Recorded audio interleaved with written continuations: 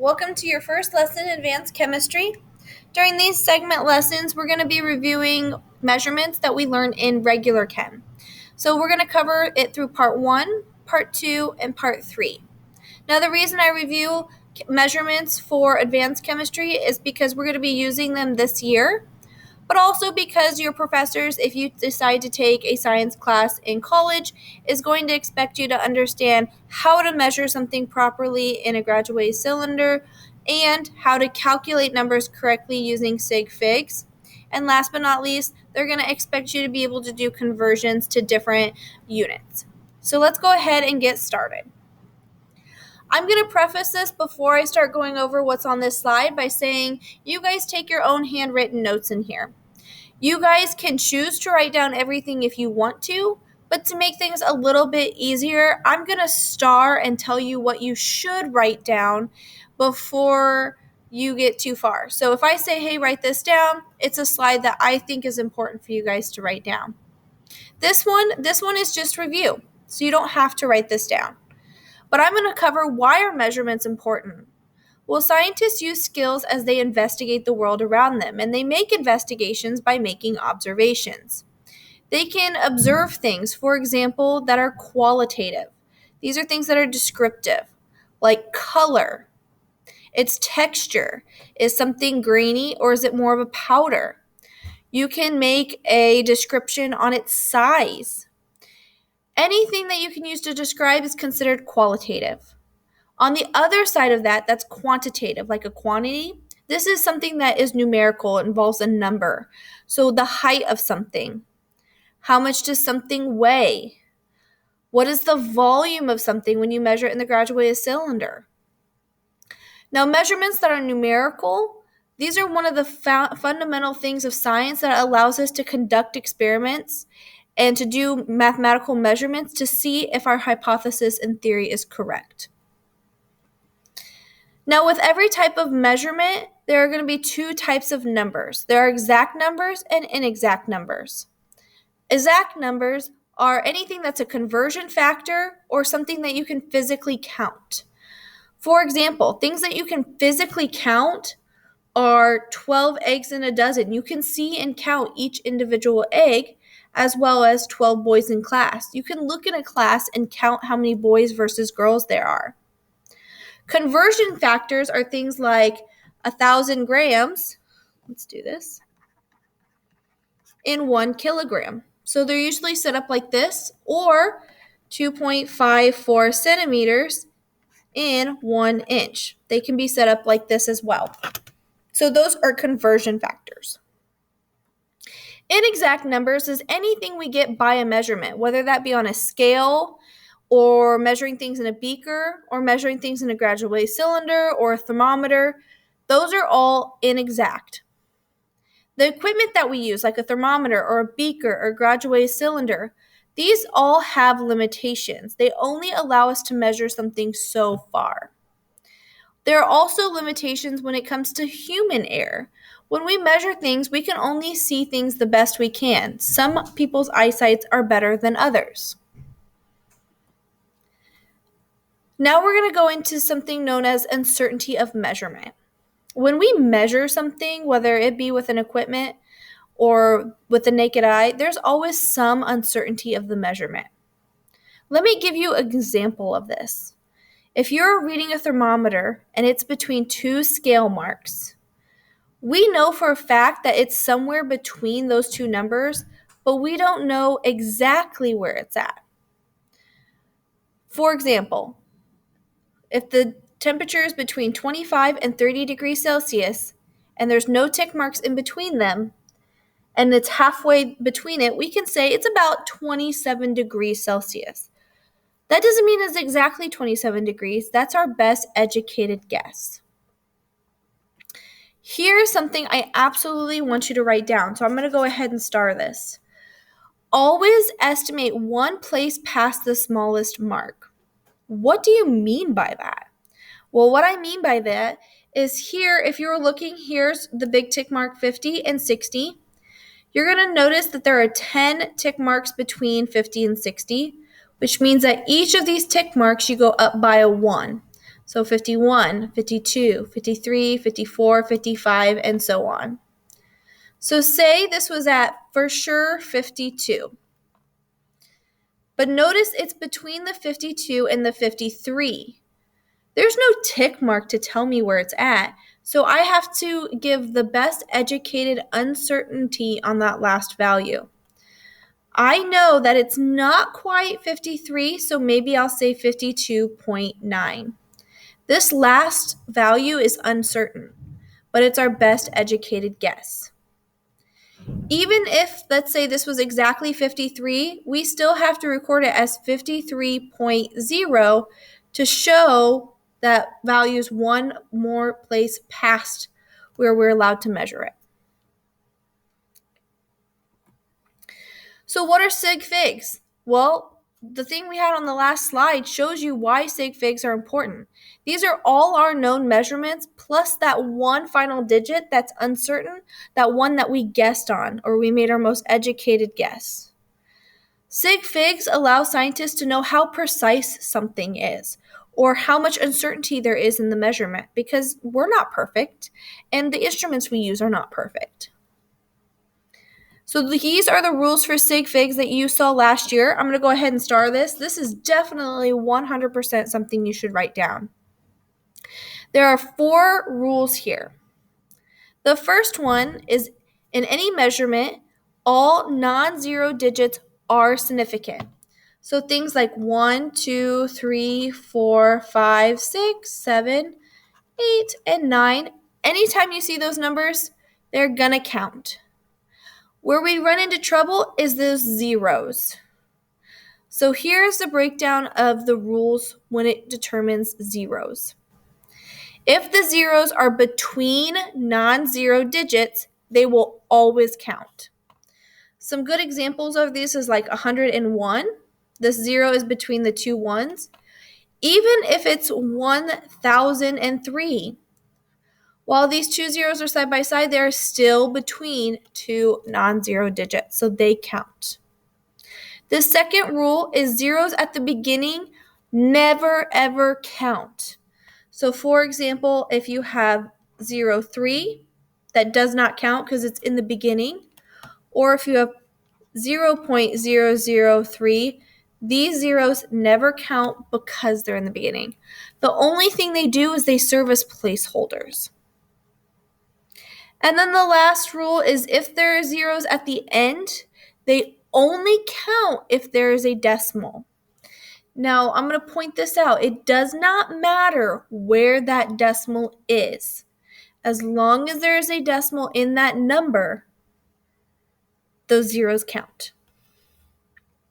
So let's do some examples. So here I'm going to have you guys pause this video, write down these examples, and we're going to see if you're correct. Okay, let's see how we did. Hopefully, on letter A, you said that there is 1 sig fig. This one counts because it's a non-zero digit. These do not count because they're at the end and there is no decimal. While letter B has 3 sig figs because since these zeros are at the end and there's a decimal, it makes them count. Letter C, hopefully you put 2. The reason these do not count in the front is because they are leading zeros. Leading zeros never count.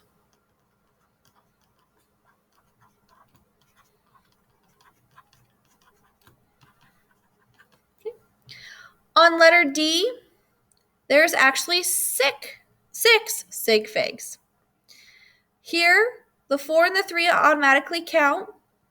This 0 counts because it's in between 2 non-zero digits. And these 3 on the end also count because they're at the end and there is a decimal. Remember, it doesn't matter where that decimal is and where those zeros are. If their zeros are at the end, they count. Here on letter E, hopefully you put 1, 2, 3, 4, 5, 6.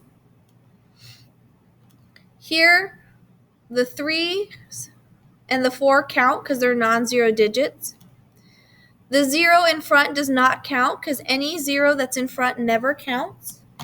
And these two zeros are between non-zero digits, so they count.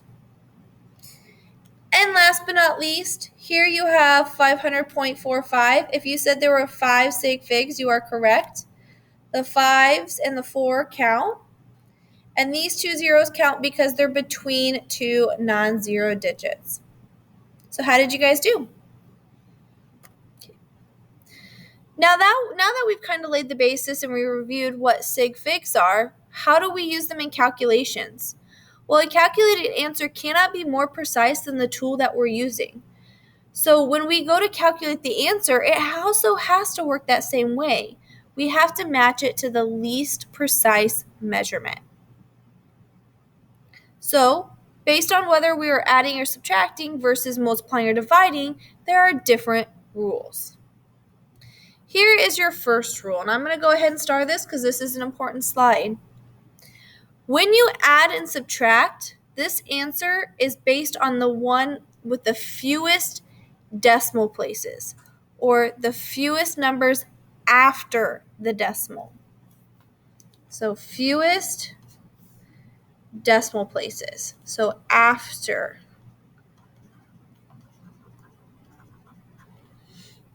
If we were going to look at the example here, we have 25.2. Notice that after the decimal, there's only one value.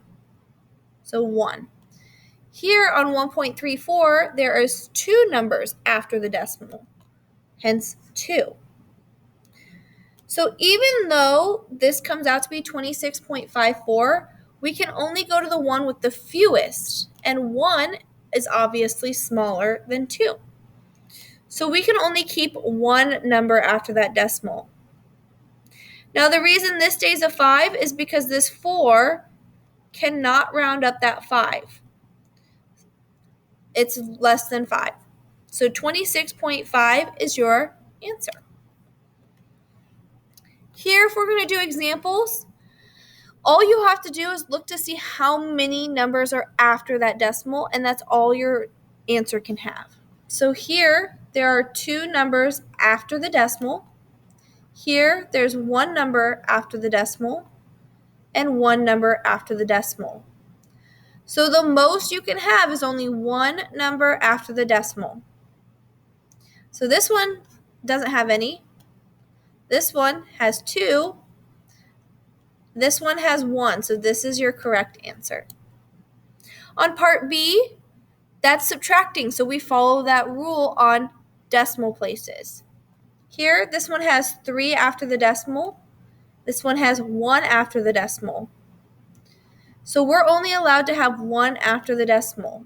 This one has 3. This one has 2. There we go. We have 1. So that would be your answer. Sig figs, when we multiply and divide, is completely different than adding and subtracting. So I'm going to go ahead and start this because you should write this in your notes as well. When we multiply or divide, we don't care about decimal places now. The only thing we care about is sig figs. So this is the whole number. Which numbers are significant? Here are examples. The first one, we have 2.19 times 4.2. How many sig figs are in this one? This one has 3 because all of those are non-zeros, and this one has 2. So my answer can only have 2 sig figs in it. When you multiply those two numbers, you get 9.198. The easiest way to do this is go from left to right. So you ask yourself, is this 9 significant? Yes, so I have to keep it. That counts as one of my 1s. Then you ask yourself, is this 1 significant? And it is, so you get to keep it. However, those are my 2 sig figs. You can't just leave this as 9.1. Remember rounding rules from math. This 9 rounds up that 1 to be a 2. So your answer would be 9.2. Here's your 2 sig figs. On the second one, how many sig figs there are? There's 1, 2, 3, 4. Over here, we only have one sig fig, and that's because these are leading zeros. They never count. So my answer can only go to 1. 4.311 divided by 0.07 actually gets you 61.5857, so on and so forth. So go left to right. Here, we're only allowed one sig fig. So let's look at the 6. There's my one sig fig. This is where people run into trouble, so pay attention. This 6 is in the ones place. 60 is in the tenths place. $6 is definitely not the same as 61. So what we have to do is we have to make sure both of those are in the same place value. They both need to be in the tenths. So you can add something to the end that will not count as a sig fig. You can add a 0 to the end. So notice this is still only one sig fig, like you need, but it's the same place value. So here, this is in the tenths place. Here, this one's in the tens place as well. So your answer is 60. On the next one, 2.54, this has 3 sig figs because they're all non-zeros. Here, this one only has 2 sig figs because these zeros in the front never count since they're leading. So 2.54 times 0.0028 gets you 0.007112. I know I'm allowed 2 sig figs, so let's go from left to right. Here we have a 0 and it's in the beginning. You can keep it because it doesn't count. You want to keep it because it's a placeholder. It keeps things in the right place value. Here, this 0 does not count, so we're going to go ahead and keep that as well. The next one we have is a 7. That does count because it's a non-zero digit. So there's one of the ones we're allowed to have. The next number is a 1. That counts because it's a non-zero, so we're allowed to have that one as well. Those are my 2 sig figs. Then make sure this one does not round up that one. Does it? So that 1 stays the same. And this is your following answer. Notice these zeros don't count, so again, you only have 2 sig figs from that 7 and that 1. Letter D, this one has 1 sig fig. This 2.34 has 3 sig figs because they're all non-zero digits. This one, these zeros do not count, remember, because they're at the end, but there's no decimal, so it doesn't let them count. So 1,000 divided by 2.34 actually gets me 427.35. So let's go ahead and find. Here, we're going to look at the first one. First one is significant. So that's the one digit we're allowed to have. But we run into the same issue we do with letter B. Notice this is in the ones place, and this number is in the hundred. So in order to make 4 and the first place and the hundredths place to be the same, we have to add something at the end to give it the same place value. We can add zeros because when we add those zeros, it doesn't change the amount of sig figs I have. I still only have 1. These zeros on the end do not count because there's no decimal. And last but not least, here we have 10. This is 2 sig figs. This 0 is at the end and there's a decimal. Here this one has 2 sig figs. When I multiply it, I get 43. And this also only has 2 sig figs. And so I don't have to worry about rounding it. So before I let you guys go, please note that addition and subtraction have different rules than multiplication and division. One thing I do want you to write down, conversion factors do not count when we're worrying about sig figs and calculations. So some conversion factors that we learned last year is 6.02 times 10 to the 23rd molecules over 1 mole. We also learned things like 1,000 grams and 1 kilogram. Those do not count because they are conversion factors. So if you're watching this, your homework is going to be completing the worksheet numbers 4 and 5. Complete all the letters in 4, so A through I, and then for number 5, do all those letters, which is A through H. Email me if you have any questions, and I hope you guys have a good day.